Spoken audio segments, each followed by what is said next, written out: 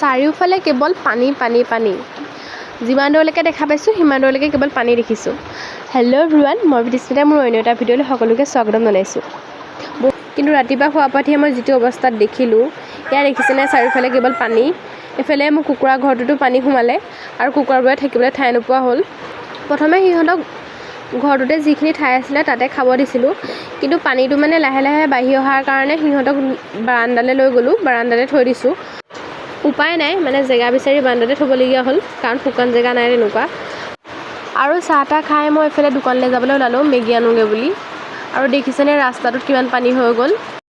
আৰু এইফালে মই মেগী লৈ আহিলোঁ আৰু ধুনীয়াকৈ বনাই মেলি খালোঁ।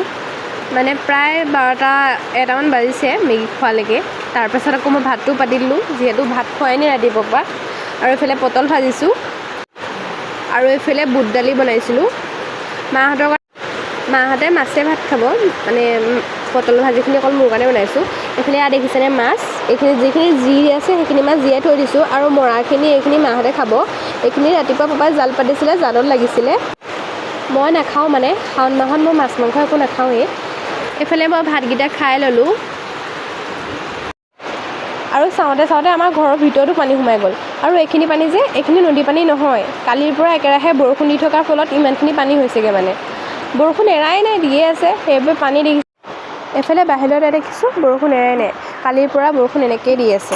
আপোনালোকক কাৰ ফালে এনেকৈ বৰষুণৰ ফলত পানী হৈছে কমেণ্ট এটা কৰি জনাব দেই। আৰু আজিলৈ বাই, আকৌ নেক্সট ভিডিঅ'ত লগ পাম।